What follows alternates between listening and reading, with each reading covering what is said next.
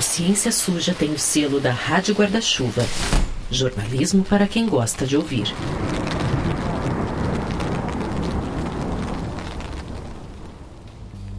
Oi, gente, tudo bom?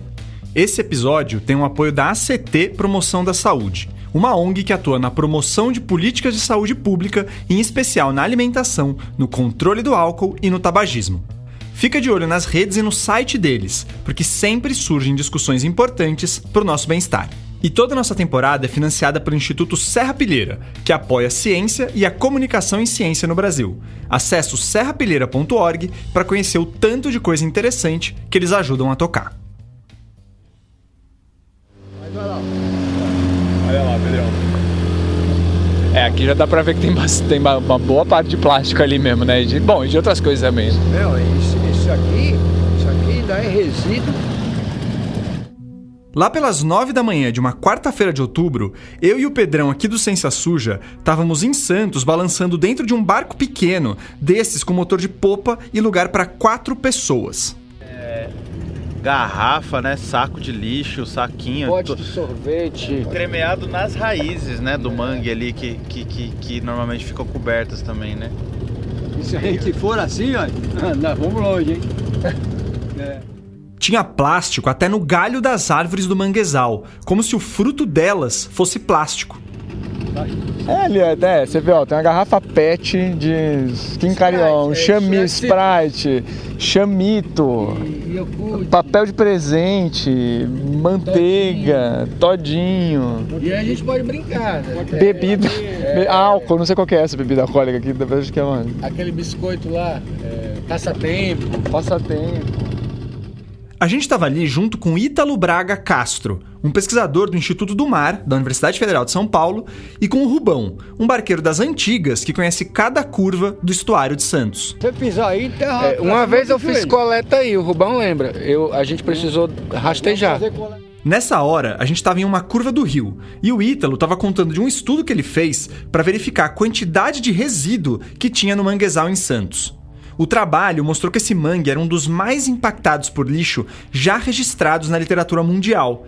E o plástico era sempre o material mais presente nas coletas do Ítalo, com 70%, 80% ou até 90% do total, dependendo do lugar do mangue que ele analisava. Eu tinha que coletar os resíduos para identificar e contar, né?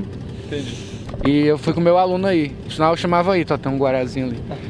Esse guarazinho que o Ítalo falou merece mesmo interromper um assunto. E não é um lobo-guará, óbvio, é o pássaro-guará. É um bicho lindo, de um vermelho bem forte.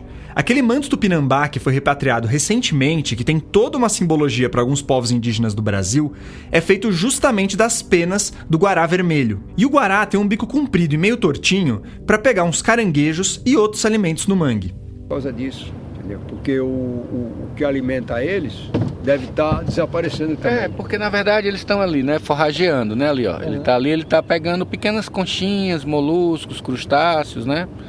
E eventualmente ele vai ingerir partículas de plástico, por engano, ou mesmo organismos com microplásticos. Só que diferente da proteína que ele ingere, o plástico não é nutritivo. E isso vai causando uma debilidade na saúde da população, né, que gradativamente vai declinando. Quando a gente vê um animal bonito desses, que é um símbolo da região, pegando comida no meio de um monte de plástico, dá um nó na garganta.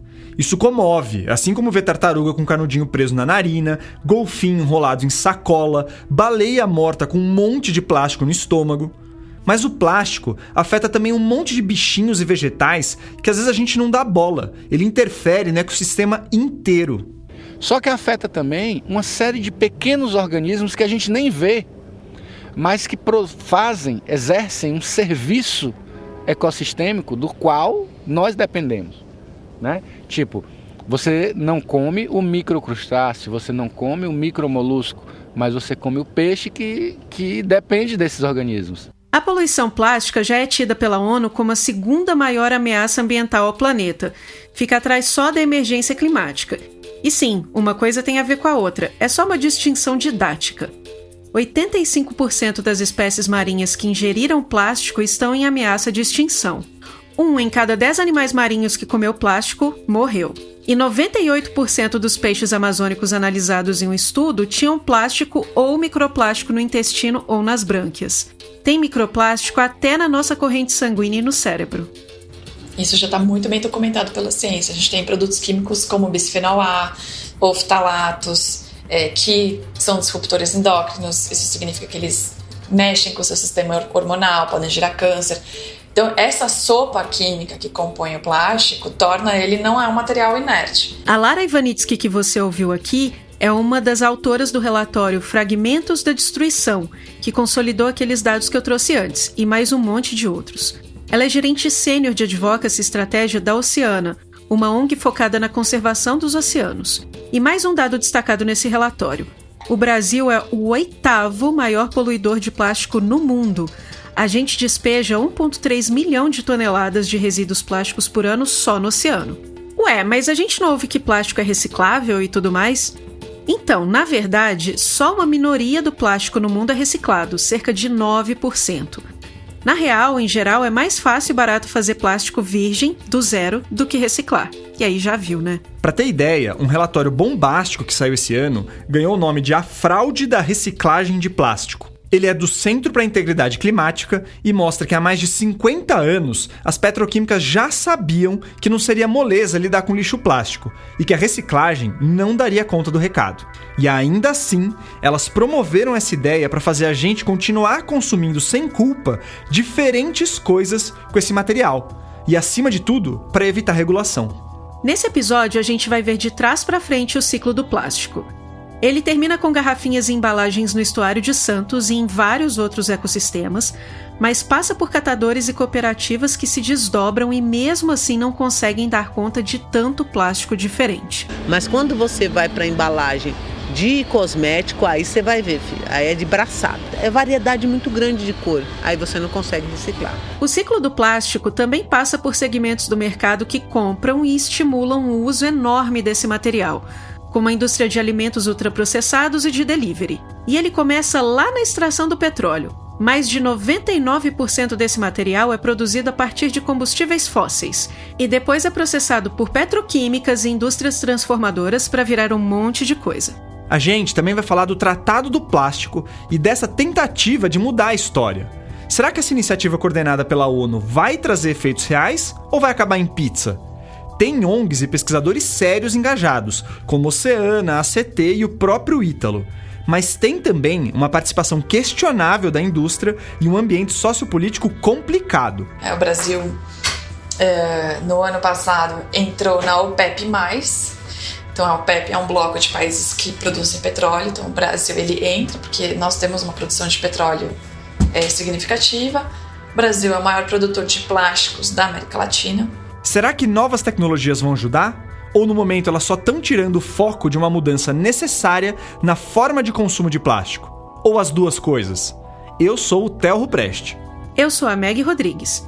E esse é o 3º episódio da 6ª temporada do Ciência Suja, o podcast que mostra que, em crimes contra a ciência, as vítimas somos todos nós.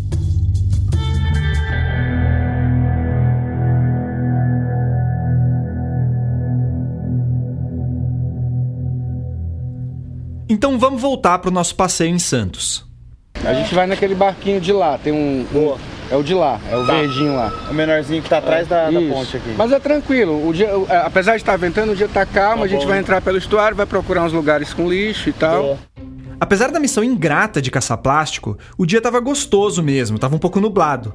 O que é bom para quem iria ficar umas boas horas ao ar livre. Aqui é o Pier Edgar Perdigão, na Orla de Santos, e aqui é onde você tem um cais público que as embarcações fazem trânsito entre Santos e algumas vilinhas, alguns povoados aqui no Guarujá, como por exemplo Prado Góes, Pouca Farinha. A gente estava no canal de acesso ao Porto de Santos, e dali já dava para ver um ou outro daqueles navios enormes que atracam com pilhas de containers. A gente passou do lado de um deles e, cara, você se sente uma formiguinha. Tem uma concentração grande também. Tá tendo muito, sabe? O Rubão, o barqueiro, é um senhor de 73 anos e ele foi contando a história dele nos trajetos que a gente fez. E isso foi bom para entender como a população local se relaciona com o porto, com o estuário e com a poluição, inclusive a plástica. Aqui você não vê. Você vê um plástico aqui e um outro lá. Mas embaixo, só quem trabalha com rede que sabe o que tem. Quando tu dá um lance de rede, e a minha rede é 300 e poucos metros de rede. Vem mais plástico que peixe. Aí você tá colhendo, ó, tá pesado. Aí sobe uma sacolinha plástica engatada ali cheia d'água. Daqui a pouco 2, 3 garrafas PET. Entendeu? Segundo o Rubão, ele e uns colegas estão com mais dificuldade para pescar na região e para pegar caranguejo também. Claro que isso não é só consequência do plástico, tem contaminação de tudo que é coisa ali. Mas a comunidade local tem enfrentado os efeitos de uma ocupação humana bem desorganizada. Tirando o rio ali, vocês viram alguma margem natural? Não tem mais margem natural. E essas margens são naturais, elas são importantes, né, Ítalo? Pensando Porque exatamente, porque elas funcionam como um filtro, elas retêm muito material, elas são berços de nutrição para muitas espécies de interesse. Ok, Santos tem umas particularidades. As embarcações gigantes que chegam ali, por exemplo, às vezes carregam pellets, que são umas bolinhas de plástico usadas para fazer várias coisas, como bacias, copos, talheres, pinico, enfim, utensílios de plástico. Geralmente é uma matéria-prima que vem da China. E do mesmo jeito que durante o transporte a soja escapa e esses granulozinhos também. Então, as praias de Santos são maciçamente contaminadas por pellets. Mas Santos está longe de ser um caso isolado de contaminação plástica. Primeiro que plástico não está só na água. Tem plástico chegando em tudo que é ecossistema e nas ruas também. E depois que existem várias outras cidades e cidades grandes coladas em corpos d'água. Como a gente falou, a ONG Oceana fez um relatório recente sobre poluição plástica. A Lara Ivanitsky, que você ouviu no começo, escreveu um capítulo sobre a poluição marinha no Brasil. E lá está escrito que um estudo brasileiro de Andrades e outros, de 2020, realizou o primeiro levantamento sistemático do lixo antropogênico em 44 praias brasileiras distribuídas ao longo de toda a costa. Os resultados desse estudo revelam que 70% de todos os itens coletados durante as limpezas de praia eram plásticos, com embalagens de alimentos sendo os itens mais frequentes. Segundo o texto, esse monte de plástico chega na costa, pelo sistema de drenagem de águas e esgotos, pelos rios e córregos, por fatores naturais, como vento e chuva, pela perda no processo produtivo, que nem a história dos pellets, e pelo despejo direto. E se os plásticos são a maioria entre o lixo que vai parar no meio ambiente, é porque tem algo errado com o descarte. Quer dizer, com o ciclo como um todo, mas com essa parte final também. Aqui cabe uma comparação com as latinhas de alumínio, lembrando que o Brasil é referência em reciclagem de latinha, embora tenha toda uma questão sobre o trabalho mal remunerado dos catadores. Mas vamos lá. Primeiro que o alumínio é caro de produzir e barato de reciclar. Segundo que a reciclagem é relativamente simples. Você pega a lata, tira impurezas, coloca na máquina para cortar e prensar, funde o alumínio e pronto. Tem pouco material diferente ali. Terceiro, que uma latinha reciclada, via de regra, vira latinha de novo, ou marmita. Então o processo todo está focado em poucos produtos. Quarto, que o alumínio não perde a capacidade de virar latinha conforme é mais reciclado. Já com o plástico é quase o contrário nesses pontos todos. Então vamos começar pela grana, de novo com a Lara. E, principalmente, porque ele vem a matéria-prima do plástico é o petróleo, ele é uma matéria-prima, então, muito barata. E ele é uma matéria-prima barata, também porque a cadeia petroquímica recebe 250 bilhões de reais em subsídios todos os anos. Então, não tem como outro material com excelentes características competir com plástico. Então, beleza. Se para uma empresa é mais caro reciclar do que fazer do zero ou comprar de alguém do zero, vai faltar incentivo econômico para reciclagem. Não é à toa que tem gente querendo taxar o plástico. Ok, e aí vem o ponto 2, dos vários tipos de plástico. Se for pensar, o plástico, ele tem pelo menos 6 tipos, e aí o 7º que é uma combinação dele com outros materiais. A Lara simplificou bem aí para ficar fácil de a gente entender. Mas, na verdade, entre esses grupos tem vários subgrupos, aditivos que são usados e por aí vai. Então, tem uma multiplicidade de produtos e um volume de produção muito maior de plástico do que, por exemplo, de vidro ou de alumínio. Tem o PET, que tem mesmo um índice de reciclagem maior, pelo menos com as garrafas. Embora não seja nada demais, tá? Nos Estados Unidos fica na casa dos 20%.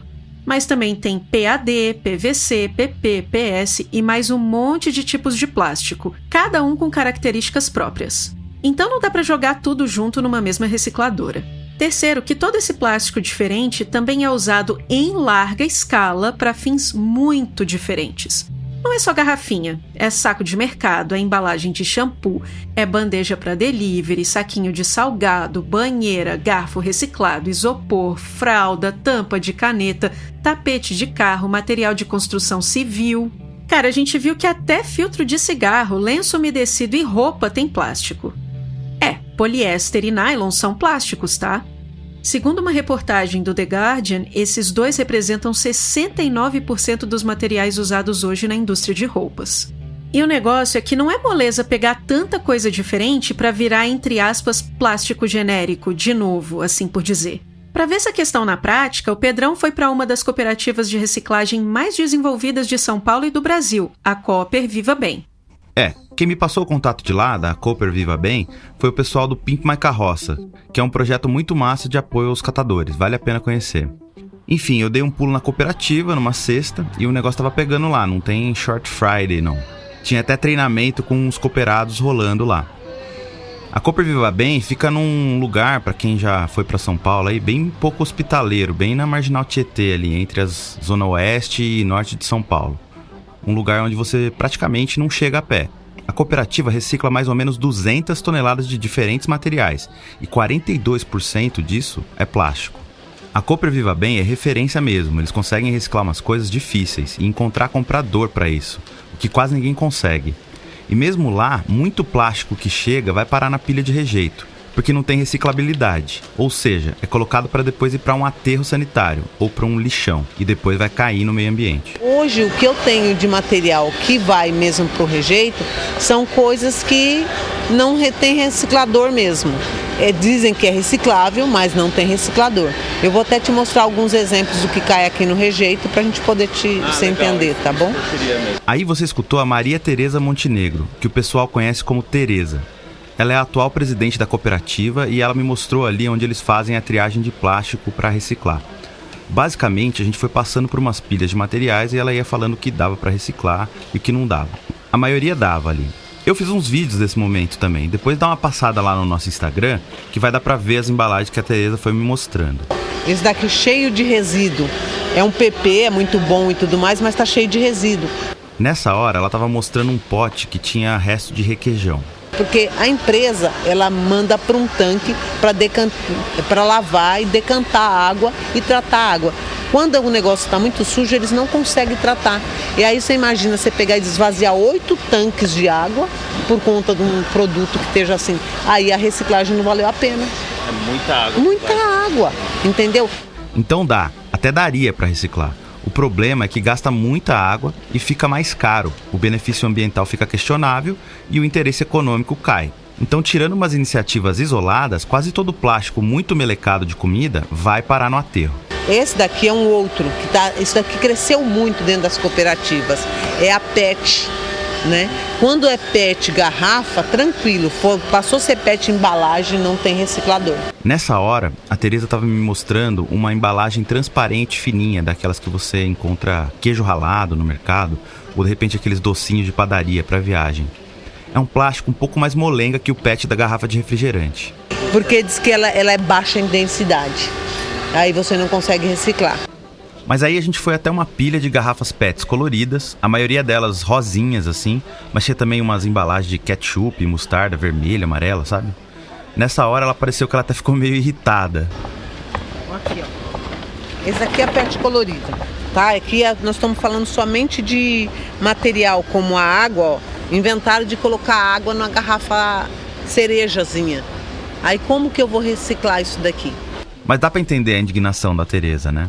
A cor é um negócio complicado para reciclar mesmo, porque se tem cor, você só consegue reciclar o material para a mesma cor, ou para cor preta, o que não tem muita demanda. E quase não tem demanda de reciclagem para PET cor cereja ou para garrafa preta. A Tereza me explicou que eles vão precisar juntar uma quantidade gigantesca desse plástico rosa para tentar que alguma recicladora tope comprar para reciclar. E nem assim é garantido, eles ainda estão testando. Eu vou pôr água na embalagem preta? Não vendo. E aí inventa essas frescuras assim de colocar em cereja e você na hora de beber água, você vou tomar na garrafinha cereja que a água pode ser diferente. Não, se você não ofertar para o cliente cores, ele vai comprar verde, azul ou cristal, que é o que se vende. A cor cristal que a Tereza falou é a garrafa transparente. Para facilitar a reciclagem, o ideal seria colocar menos cor possível, deixar tudo transparente. A Coreia, que é a referência em reciclagem no mundo, tem regra para só ter garrafa PET transparente. E mesmo lá, menos da metade do plástico é reciclado, tá? A Tereza também mostrou uns materiais com mais de uma camada, que também são difíceis de reciclar. É tipo um Tetra Pak, que também tem plástico, ou umas bandejinhas que, além de plástico, vem com alumínio ou um tipo de absorvente. Separar um material do outro é um pouco complicado, mas a Cooper Viva Bem até consegue fazer em alguns casos, mas também não é fácil de achar comprador. E também fica complicado reciclar quando a indústria põe mais de um tipo de plástico no mesmo produto. O mercado aí fica falando sobre o plástico ser um vilão, essas coisas todas. Ele só é um vilão quando se mistura 2 ou 3 tipos de material, aí fica inviável de se reciclar. Na verdade, mesmo se o plástico tivesse um ciclo bem melhor de reciclagem, ainda assim ele traria impactos, porque ele vem do petróleo. E essa é uma indústria com histórico de contribuição, óbvio, ao aquecimento global, para ficar num caso só. Então, nesse critério, ele poderia ser visto como vilão, vai. Mas também ninguém está pedindo para banir todo tipo de plástico. O pior mesmo é quando a indústria fica inventando um monte de garrafinha colorida, mistura plástico no mesmo produto, acrescenta aditivos potencialmente tóxicos e que comprometem a reciclagem. Ou pelo menos impedem o plástico reciclado de ser usado em segmentos como o da alimentação.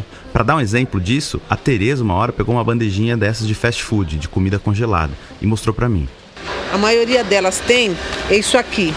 É uma cola de silicone que eles colocam aqui para fechar.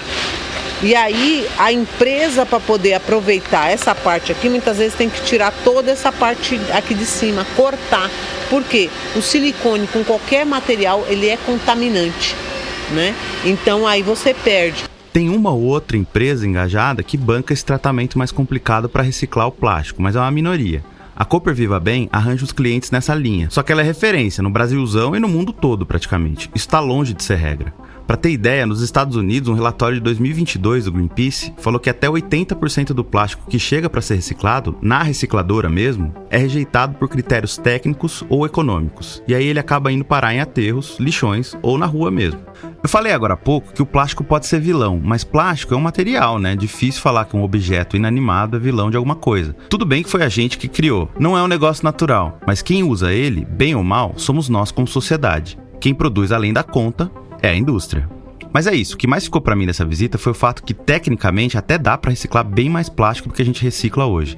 A principal questão é o que é considerado viável do ponto de vista econômico e do impacto ambiental, se você for parar pra pensar na quantidade de água que você pode gastar na reciclagem e na geração de outros subprodutos. Boa, e tem mais uma coisa para acrescentar nisso que o Pedrão trouxe, e que remete para outra diferença entre a reciclagem de alumínio e de plástico, a quarta diferença, segundo a nossa contagem. Lembra que a Meg falou que uma latinha de alumínio pode ser reciclada várias e várias e várias vezes? Então, isso também acontece com vidro, mas não com o plástico, como a Lara reforçou. É que o plástico, como material, quando ele passa por reciclagem mecânica, ele tem uma limitação de reciclagem química, né, física.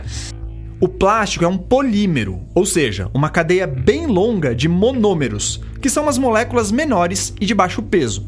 Quando você recicla ele uma vez, você quebra essa cadeia. Então é como se você pegasse uma folha de papel A4, aí você vai lá, amassa uma vez e desamassa. Ela não é a mesma coisa, certo? Porque mudou ali o arranjo de átomos e moléculas. Então aí você pega aquele papel que você já abriu, já está meio amassado, você amassa de novo, aí você amassa de novo. Então ele nunca volta ao seu formato original. Na prática, a embalagem de plástico reciclada hoje tende a virar outra coisa no futuro. É por isso que quando a gente vê um plástico reciclado, geralmente ele está produzindo uma camiseta, um tapete de carro, uma vassoura, um balde. Então ele não consegue voltar a ser o que ele era, a finalidade que ele era anteriormente. Então tem uma limitação. Isso significa que uma hora esse plástico tende a não ser mais reciclável. E mesmo se ele virar tapete de carro, uma hora ele vai perder a utilidade e ser jogado em algum canto. O ciclo do plástico, via de regra, não é circular. Tem como melhorar isso otimizando a reciclagem? Claro que tem. Mas o ponto é que venderam para a sociedade uma lógica de que a reciclagem é a solução final para todo esse plástico produzido, que a gente não precisaria se preocupar. Isso não é verdade. Só olhar para a rua ou para os corpos d'água, como a gente fez aqui com o exemplo de Santos, para saber. E a palavra é venderam mesmo, pelo menos de acordo com aquele relatório que a gente citou no começo, A Fraude da Reciclagem de Plástico, que é do Centro para a Integridade Climática. Cara, que investigação eles fizeram, viu? De verdade.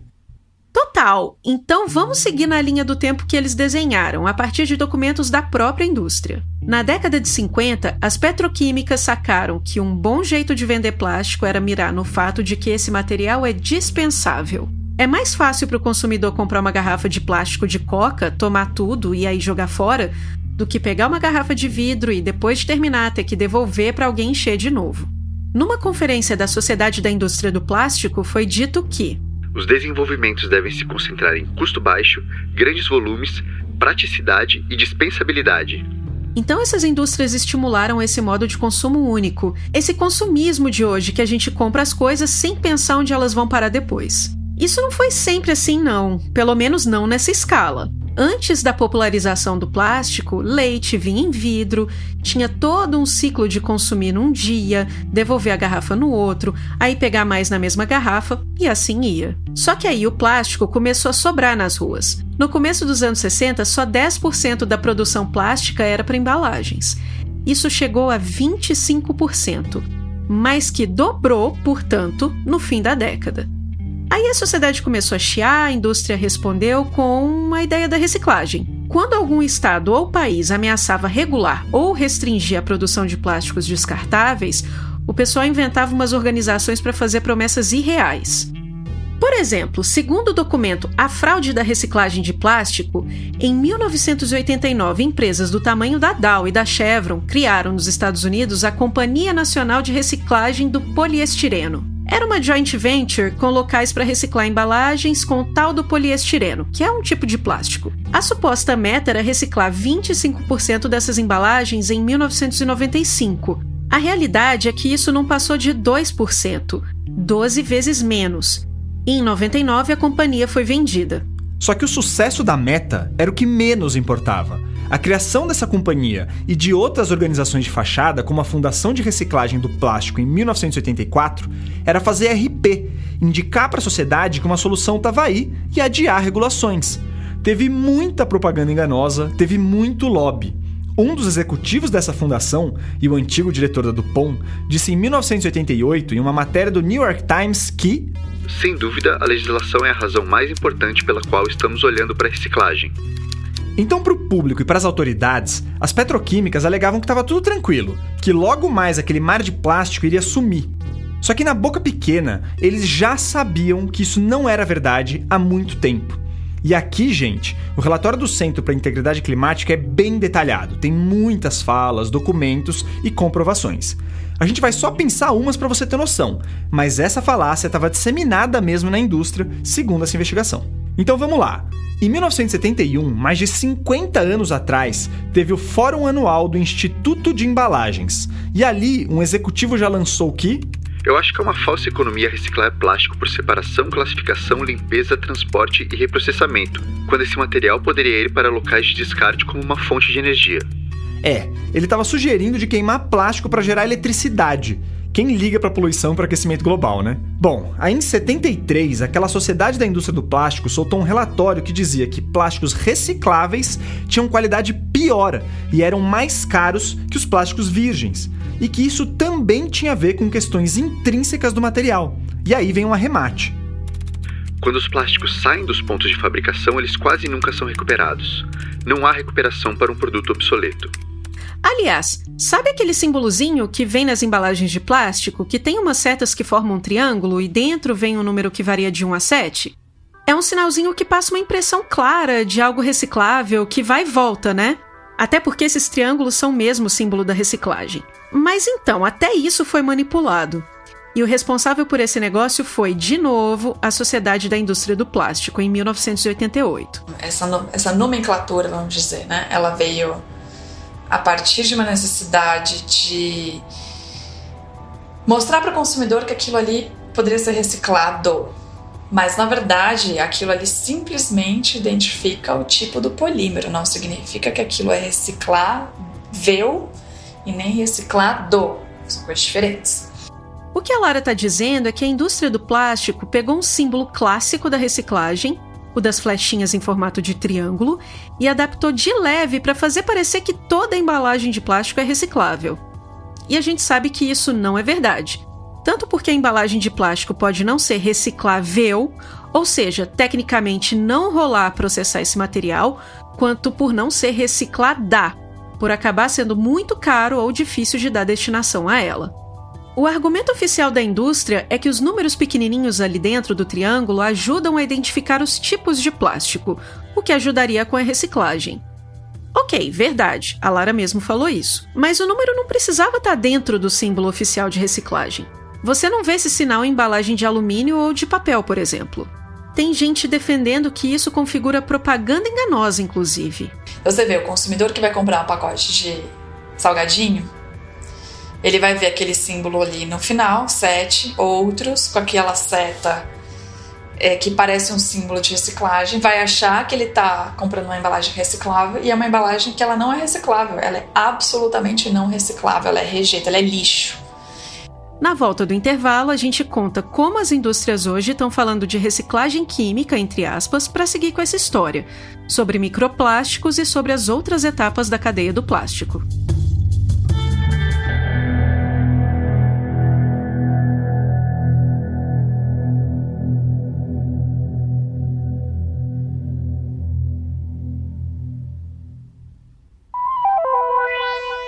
Pessoal, o Ciência Suja precisa de você para continuar existindo e crescendo. Se puder, faça parte do nosso programa de financiamento coletivo pelo Orelo ou pelo Apoia-se e a Patreon. É só procurar pela gente nessas plataformas para ver as diferentes categorias de apoio e os bônus que a gente oferece também. Qualquer dúvida, pode mandar um e-mail para cienciasuja@gmail.com ou mandar uma mensagem nas nossas redes sociais. Aproveitando, fica aqui o nosso agradecimento super especial para os apoiadores Rômulo Neves, Maria Fernanda Almeida, Frederico Gonçalves Guimarães, André Javier Lemos e Maura Bortolozzi Ferreira. Valeu pelo apoio, gente! E o Ciência Suja faz parte da Rádio Guarda-Chuva, um grupo de podcasts jornalísticos independentes de primeira qualidade. Hoje eu queria falar do podcast Pauta Pública, que é da Agência Pública. Toda semana, a Andressa Dipp e a Clarissa Levi conversam com jornalistas, especialistas e outras personalidades sobre assuntos de grande relevância do momento. Tem episódio da eleição americana, dos conflitos envolvendo Israel, da crise climática. Tem muita análise bacana e a conversa é boa ainda por cima. Depois ouve lá. Antes do intervalo, a gente falou como empresas estavam usando a reciclagem de desculpa para seguir acelerando a produção de plástico. E não tem dado mais simbólico para isso do que esse aqui. Mais ou menos 60% do plástico acumulado no mundo desde os anos 50 foi produzido depois dos anos 2000, quando tudo que a instituição de fachada estava falando que a reciclagem garantiria um uso sustentável do plástico. Ué, se reciclar estava suprindo a demanda, por que tem tanto plástico virgem entrando no circuito? Com o tempo, foi ficando claro que esse material estava se acumulando em tudo quanto é ecossistema, e a justificativa da reciclagem começou a ruir. O documento do Centro para a Integridade Climática até cravou um ano para essa virada na opinião pública, 2015. Segundo o texto, isso aconteceu por uma conscientização a respeito dos microplásticos, que a gente vai falar logo mais, e também pelo acúmulo de cenas marcantes do impacto do plástico no meio ambiente. Uns bons anos antes, teve a divulgação da Ilha de Lixo do Pacífico, aquela mancha gigante no meio do oceano que está repleta de plástico. E teve também, a história do canudinho sendo tirado do nariz de uma tartaruga. Enfim. Aí, para enfrentar essa nova onda de ataques, a indústria recauchutou uma ideia antiga, a da reciclagem química, ou reciclagem avançada. Em vez de mecanicamente triturar o plástico, o negócio aqui é usar processos químicos, como pirólise ou hidrólise, para supostamente voltar a gerar resinas de plástico. E que aí sim daria para fazer isso infinitas vezes. Gente, de avançada essa técnica não tem nada, viu? Esse tipo de processo é testado desde a década de 70. Tudo bem, dá pra dizer que as coisas evoluem e ninguém quer impedir novas descobertas, mas até agora nada em larga escala foi testado com sucesso. Um documento da Aliança Global para Alternativas à Incineração identificou 37 instalações com tecnologias para reciclagem química nos Estados Unidos. Dessas, 3 estavam operacionais e nenhuma produzindo plástico novo. E isso porque a gente não vai nem entrar a fundo no possível impacto ambiental desse tipo de reciclagem, porque plásticos vêm cheios de aditivos e esses processos químicos podem liberar esses negócios potencialmente tóxicos. Até onde eu sei, a reciclagem química é um tema interessantíssimo de pesquisa. Ela não tem a viabilidade ou financeira ou técnica de entregar o que algumas pessoas dizem que ela promete. O Walter Ruggieri Waldman, que você ouviu, é um químico muito gente boa. Ele é professor da Universidade Federal de São Carlos, no campus de Sorocaba, e também tem uma visão realista sobre esse tema. Seguir estudando a reciclagem química como uma possível opção para o futuro? Beleza, dá até para abrir edital para pesquisas nessa linha. Agora, não me venha botar isso em mesa de negociação com governos, com ONU, com o que for. Ou usar esse papo para, de novo, adiar regulações efetivas sobre o manejo do plástico. Agora, vamos fazer política pública. Não entra uma tecnologia que ainda não se consolidou. Não pode entrar, porque a gente tem um histórico de considerar promessas e depois a gente vê que ela não entregou. O Walter tem, sei lá, uma obsessão saudável com plásticos, vai. Um dos hobbies dele é tirar foto de diferentes produtos plásticos que degradam com o tempo. Eu recentemente estava viajando com minha esposa e uma coisa que eu tenho visto muito é caminhão adesivado. Esses adesivos são aqueles de propaganda ou com logo mesmo de uma marca. E eles são feitos de PVC, que é um plástico. Só que o tempo, a chuva, o sol vão gerando pequenas quebras no adesivo. A gente vai deixar umas fotos do Walter nos materiais complementares. Fica interessante mesmo. E aí eu tô tirando muito foto disso. Então caminhão com propaganda, que o pessoal faz propaganda e depois nunca mais troca. O caminhão fica todo rachado. E eu tava viajando com a minha esposa e a gente tava com um caminhão desse. Aí eu falei, pelo amor de Deus, tira foto disso aqui. Aí eu fiquei atrás do caminhão, ela ficou tirando foto, tirou várias. Sem julgamento, Walter, seja feliz. Só não mexe no celular quando você estiver dirigindo e use o cinto. Aí eu falei, agora eu vou ultrapassar o caminhão, que ele tava devagar. Vou ultrapassar devagarinho. Você vai tirando a foto da lateral. Aí eu tenho essa coleção de plásticos degradados para onde eu vou. Essa experiência não gerou nenhum acidente. E querendo ou não, o interesse do Walter tem sua utilidade. A gente tem um paper agora que tá para ser aprovado, a gente já mandou a revisão, justamente sobre adesivo de PVC. Você tem muitos lugares, você põe adesivo PVC e larga para fazer uma propaganda. E aquilo vai quebrando, vai rachando, vai formando fissura. E a gente está mostrando o impacto. Assim, a quantidade de microplástico que aquilo solta não é pouca coisa. O Walter estuda microplásticos faz uns 5 anos. E agora ele tem um grupo de pesquisa só sobre esse assunto com 13 pós-graduandos. Microplástico é uma partícula de plástico menor que 5 milímetros. Tem microplástico fabricado para funcionar, por exemplo, como esfoliante em cosmético. Mas a maioria dessas partículas vem da fragmentação de materiais maiores. Garrafas, embalagens, os adesivos de PVC que o Walter fotografa. Tudo isso aí vai degradando e soltando essas moléculas no ambiente. E hoje, gente, tem microplástico em tudo que é lugar. Estudos encontraram microplásticos no ar, na terra, no fundo do oceano, na barriga de um monte de animais. Tem tanto microplástico por aí que um aluno do Walter está desenvolvendo um microgel para descontaminar a água do laboratório deles. É uma tecnologia cara e complexa, não daria para usar em larga escala, mas ela seria útil para pesquisas, porque se a água do próprio laboratório está contaminada, fica difícil fazer um estudo confiável. É uma preocupação corrente, você não publica mais se você não tiver descrito o seu controle para dizer que aquele microplástico que você mediu é da amostra que você coletou e não do seu laboratório. A equipe do Walter também está encontrando microplásticos no leite, na lavoura, em esmaltes, e tem microplástico em alimentos e dentro da gente também. Uma pesquisa australiana achou essas substâncias em 54% das amostras de urina coletadas e também em 70% das amostras de câncer de fígado e de bexiga. Outra pesquisa, e essa é brasileira da Faculdade de Medicina da USP, identificou microplásticos no cérebro humano. Hoje tá pop estudar microplásticos. Outra referência na área, aliás, é o Ítalo, lá de Santos. Mas as descobertas estão começando a pipocar agora, Então ainda tem um grau de incerteza sobre certos pontos. O que já se sabe é que os microplásticos são capazes de alterar processos metabólicos em peixes e outros animais, assim como em vegetais também, e que ele pode impactar sim a sobrevivência desses seres vivos. Mas em humano é um pouco mais complicado, até porque não dá para enfiar um microplástico em alguém e ver o que acontece. Para piorar, é difícil fazer alguma comparação entre pessoas expostas e pessoas não expostas a microplásticos, como se fez com cigarro, por exemplo, porque basicamente todo mundo está em contato com essa substância. Ainda assim, as pesquisas estão avançando. Tem indícios de que a contaminação do coração por microplástico estaria associada a mais casos de problemas cardíacos graves. Tem aquele dado de uma concentração especialmente alta em amostras de câncer de fígado e bexiga.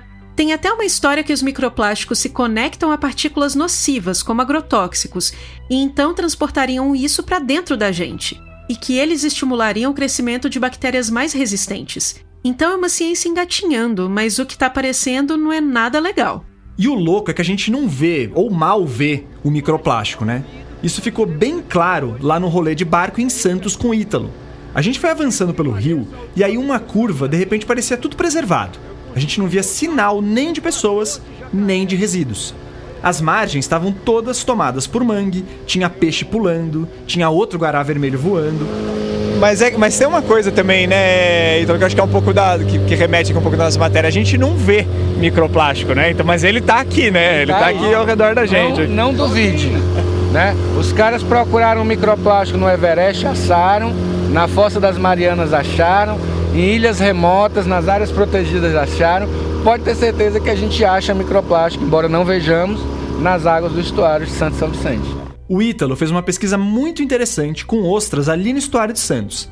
E ele usa ostras porque elas são filtradoras, então acaba que vão aspirando o microplástico que está ali na água. Depois de analisar esses bichinhos no laboratório, tabular os dados e comparar com outros artigos na literatura, o Ítalo viu que o local que ele estuda estava no top 5 de maior contaminação por microplástico do mundo, pelo menos por essa medição com ostras e outros bichinhos do tipo. Mais recentemente, um estudo apontou uma senhora contaminação por microplásticos na praia do Pântano do Sul, que fica em Florianópolis e tem uma água cristalina. Então, quando o assunto é microplástico, o Brasil não vai bem e as aparências enganam.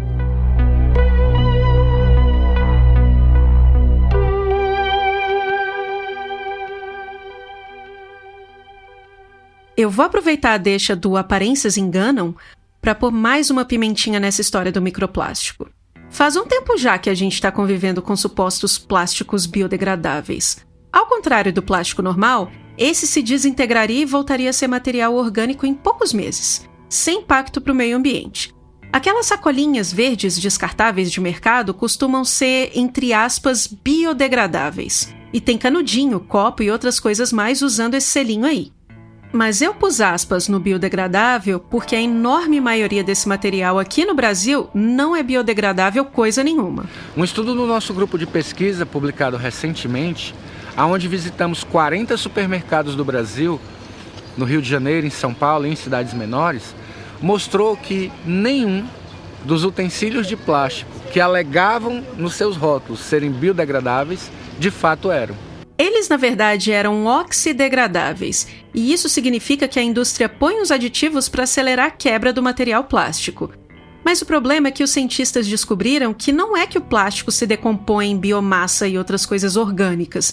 Ele só vira microplástico mais rápido, e isso é danoso. Na Europa, esse tipo de produto já foi proibido, mas a gente segue com as normas desatualizadas e então o povo está escoando parte dessa nhaca para cá. Então é importante que as pessoas saibam que não existe plástico biodegradável no mercado.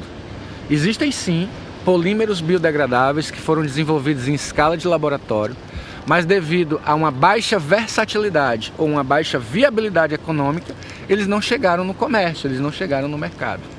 O que tem, embora numa escala pequena ainda, é o plástico compostável. Esse é um negócio que diferentes entrevistados nossos falaram que pode ser uma parte da solução. Uma parte. Então a gente foi atrás da empresa brasileira ERT Bioplásticos, que trabalha com plástico compostável, para entender isso melhor. A RT hoje, nós trabalhamos apenas com materiais que são compostáveis. E o que é um material compostável? Que ao fim de sua vida, num período de 180 dias, o material ou a peça plástica, ela se transforma em humus, água e CO2, né? Ou seja, ela vira adubo para a planta. Esse é o Kim Fabri, CEO da ERT.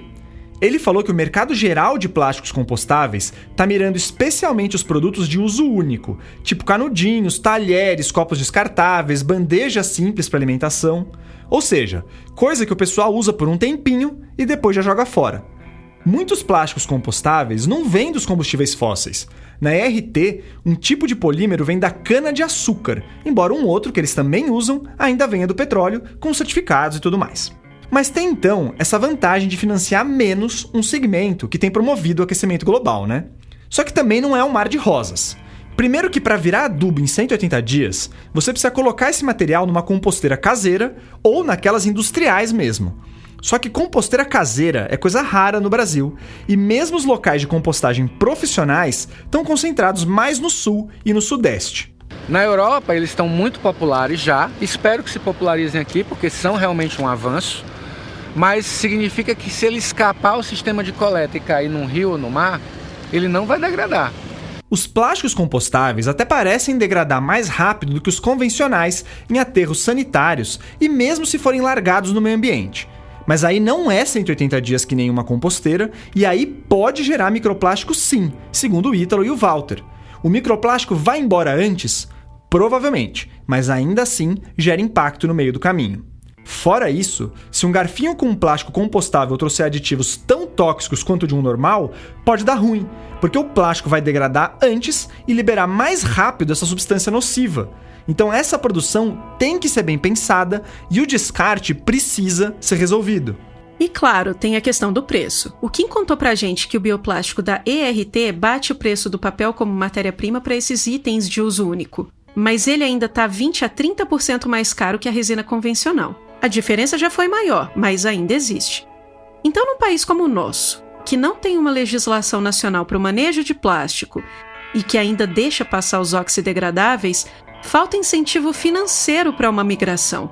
Você sabe que a gente hoje, sei lá, em torno de 27% do nosso faturamento é Brasil, né? O resto é exportação. A ERT exporta principalmente para a América Latina, para países como Chile, Peru, Colômbia e Argentina, que tem alguma regulamentação para o uso de plásticos. O Brasil tem um projeto de lei, o 2524, de 2022, para criar regras sobre a economia circular do plástico. Se ela for para frente, provavelmente vai banir os oxidegradáveis e barrar o vale tudo atual com os itens de uso único. E isso pode abrir mercado para os compostáveis. Todos os entrevistados nossos são a favor do avanço dessa lei. Só que uma economia mais sustentável não pode apenas pensar na fase do descarte. Quem está demandando tanto plástico para vender seus produtos?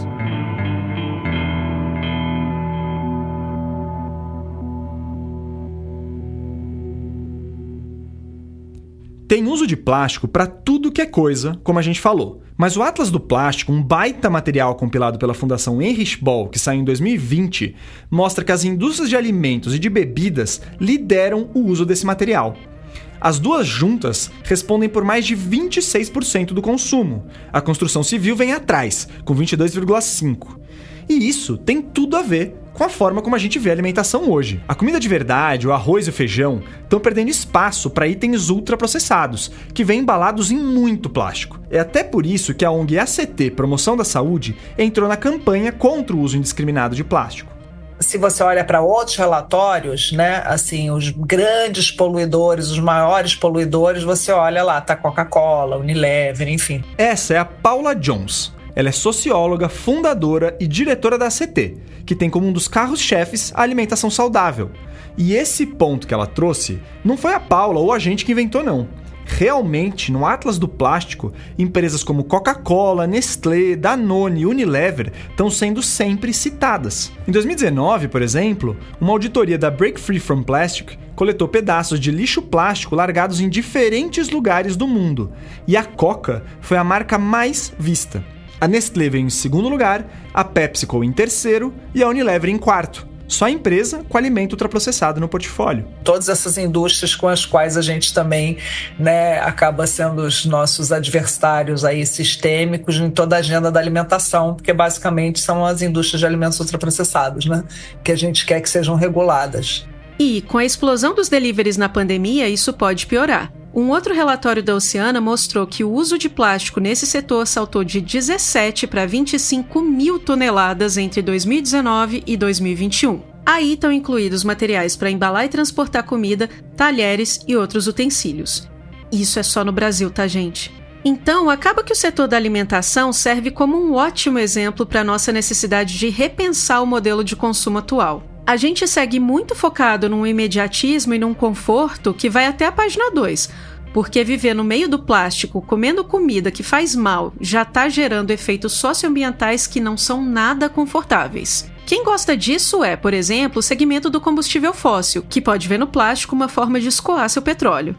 Aí a agenda do clima tem toda essa demanda por diminuir a utilização de combustível fóssil. Uma das coisas que podem ser feitas com combustíveis fósseis, para não usar na queima como combustível, é plástico. É uma forma de você direcionar, né, aquilo, porque ele está sendo também criticado. Especialistas defendem que autoridades e a sociedade precisam valorizar uma economia circular e responsabilizar as empresas pelos resíduos que elas fabricam. E aí entra o Tratado do Plástico, que está sendo conduzido pela ONU desde 2022. O tratado, ele é um tratado bem complexo e bem ambicioso. Ele tem como objetivo regular, o escopo dele é em quase todo o ciclo de vida. Ele só não pega a extração de petróleo. Então ele pega ali da fase de produção de resinas, polímeros para frente. Tá aí a Lara da Oceana de novo. Então, para começo de conversa, ele mexe com um monte de grupos diferentes. Ele pode afetar diretamente o modo de produção de petroquímicas e da indústria de alimentos, o jeito que o segmento de reciclagem funciona, ele pode afetar catadores, populações locais de pescadores. E nas negociações, estão falando do uso de aditivos, daquilo que a gente falou sobre o design dos materiais plásticos, do controle do banimento de certos tipos e de certos usos de plástico. Então, é um assunto sensível mesmo. O tratado também lida com países com interesses bem distintos. O Brasil, como a gente já falou, é o maior produtor de plástico da América Latina e entrou no OPEP+, que é o grupinho de países que produzem bastante petróleo. Aí tem China, Índia, Rússia e outros países que fabricam e consomem plástico para burro. Depois, tem os grandes produtores de óleo, como a Arábia Saudita e Catar, mas que consomem menos embalagem, então já olham para isso de outro jeito. No meio disso tudo, ainda entram os países que dependem de turismo, então ilhas, países do Caribe, países do Sudeste Asiático, que dependem essencialmente, a sua economia depende essencialmente ou da pesca, ou do turismo, ou das duas coisas. E são duas atividades altamente impactadas pela poluição por plásticos. Então, tem um mapa geopolítico intrincado aí, e num momento que não está especialmente favorável para acordos multilaterais. O mundo tá um pega-pra-capar alucinado, organizações como o ONU e o OMS estão apanhando de tudo que é lado, governos estão promovendo desinformação científica, o Trump foi eleito de novo. Então tudo isso dificulta muito você chegar a consensos globais que sejam efetivos. E nisso as grandes corporações que estão ganhando muito dinheiro com o mundo do jeito que ele está hoje vão resistir à mudança. É basicamente isso, né? Pois é, como a Paula trouxe, na condução desse tratado, as indústrias envolvidas estão fazendo um lobby danado. Elas estão presentes nas negociações. Isso é diferente da chamada Convenção Quadro para o Controle do Tabaco, que foi um tratado global para adotar medidas contra o cigarro e foi aprovado em 2003. Nesse caso, a indústria do tabaco foi proibida de dar pitaco, e não foi do zero. É que ela começou a tentar interferir com informações falsas. Muitas delegações começaram a ficar irritadas com aquele grau de interferência ali da indústria, entendeu? Então foi fruto desse processo. Fora que, nessa época, todo mundo já tinha acesso aos milhões de documentos que comprovaram toda a arquitetura de mentiras que a indústria do tabaco desenhou para negar que o cigarro causava câncer e para adiar regulações. Foi aí que bateram a porta na cara desse pessoal, o que foi uma medida acertada, segundo a Paula e a Lara, que você vai ouvir agora. O Tratado do Tabaco, de fato, conseguiu tirar a indústria, por isso que ele teve tanta efetividade, porque ele conseguiu tirar a indústria que tinha conflitos de interesse. E é isso que deveria estar sendo feito no Tratado do Plástico. E não foi por falta de pleitos e cartas e reuniões e demandas da sociedade civil organizada que tem participado de denunciar a quantidade de lobistas, a presença da indústria do plástico ali. E claro que isso interfere e diminui a ambição do tratado quando a gente tem a presença de lobistas ali circulando. Não é que as empresas podem interferir diretamente no texto. Quem faz isso são os países. Mas os lobistas têm acesso fácil aos negociadores dos países nas reuniões, e isso pode ser problemático. Além disso tudo, o tratado pretende ser consensual, ou seja, todos os países precisam topar o texto redigido, e ele pretende ser juridicamente vinculante, ou seja, uma vez ratificado, os países têm que criar legislações para seguir as normas criadas, sob o risco de serem penalizados. Você resolver simplesmente todas essas questões, que é a externalidade do capitalismo, em 5 reuniões, em 2 anos. Tem mais esse detalhe. O tratado teve um prazo apertado. A primeira reunião mesmo foi em 2022, no Uruguai, e o último encontro vai começar agora no dia 25 de novembro, em Busan, na Coreia do Sul. Então o que a gente pode esperar do Tratado do Plástico?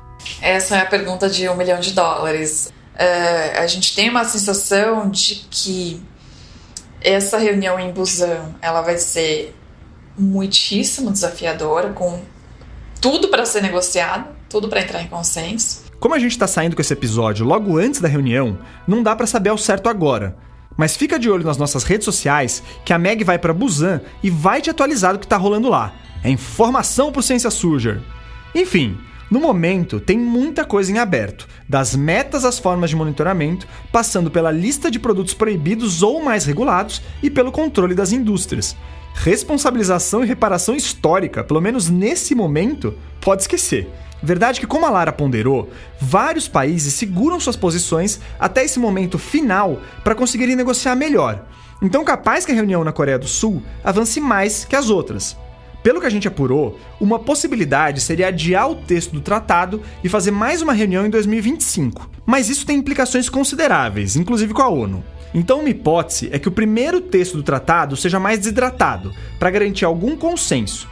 E aí a ideia é ir avançando a regulação nas COPs do clima, as conferências das partes que você deve ouvir na imprensa. A Paula da CT trouxe as expectativas dela. Eu acho que a gente vai avançar nessa, assim, de linha geral nessas áreas, de ter alguma coisa mínima, né, sobre design do produto, sobre reutilização, sobre reciclagem, onde possível, sobre restrições para plástico de uso único, assim.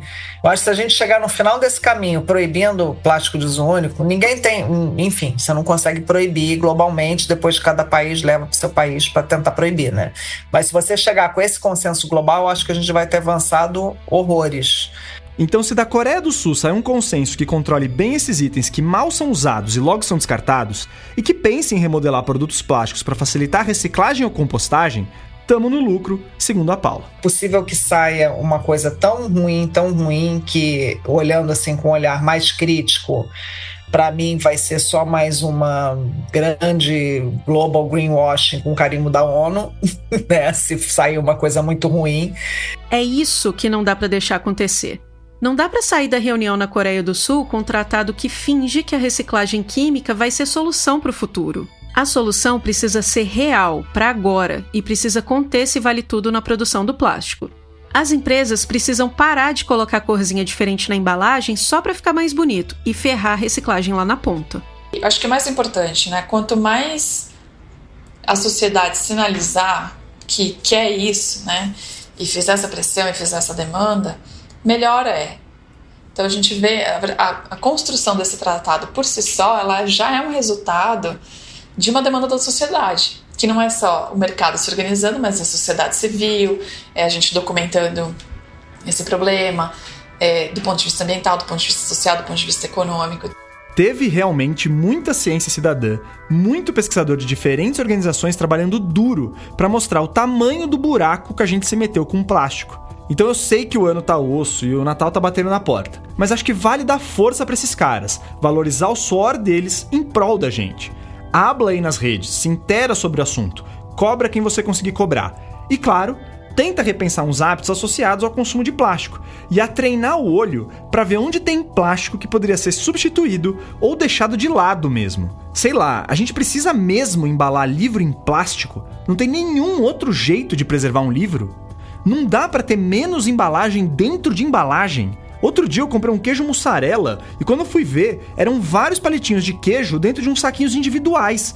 E isso dentro de uma embalagem maior de plástico. E os caras anunciavam que a vantagem era ter essa, abre aspas, embalagem individual. Pô, não dá pra buscar uma praticidade mais responsável? Até porque enquanto tô eu aqui abrindo 2 camadas de plástico pra comer 30 gramas de mussarela, o Rubão, o barqueiro, tá ralando lá no estuário de Santos pra achar peixe. E esses ecossistemas têm uma ligação. Por quê? Quando eu era menino, que eu morava aqui, eu pescava nesse rio. Eu fui forçado a ir morar em Santos. E depois, quando eu retornei para casa, eu retornei com uma certa idade, casado. Aí quando foi um dia eu comprei uma varinha de pescar e tal, saí de casa e falei, mulher, eu vou lá no Rio Caraú pescar uns cará, pescar...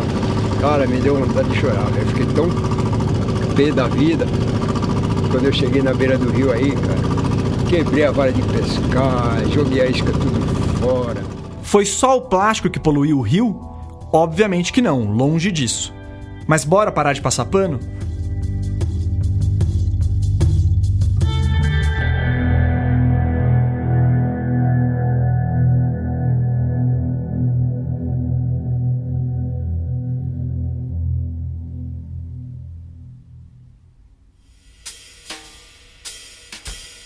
A 6ª temporada do Ciência Suja é apresentada por mim, Meg Rodrigues, e por mim, Telro Preste. A pesquisa e a produção deste episódio são do Pedro Belo e do Telro Preste. O Tel fez o roteiro com o apoio de todos da equipe. A minha locução foi gravada no estúdio Tiranossom. A edição de som, as trilhas, a mixagem e as vozes complementares são do Felipe Barbosa. A Mayla Tanferri e o Guilherme Henrique fizeram essa arte de capa linda que você viu. A consultoria jurídica é do advogado Rafael Fagundes. O nosso site, que está cheio de materiais complementares, foi desenvolvido pelo estúdio Barbatana. Você também encontra mais informações nas nossas redes sociais, que são tocadas pelo Pedro Belo e pela Mirella Lemos. O Ciência Suja está no Instagram, Facebook, TikTok, Twitter e Blue Sky. Siga a gente e compartilhe o nosso trabalho. Isso é bem importante pra gente.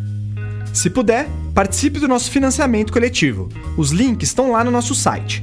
O endereço é www.cienciasuja.com.br. Daqui 2 quintas a gente está de volta. E já é o penúltimo episódio do ano.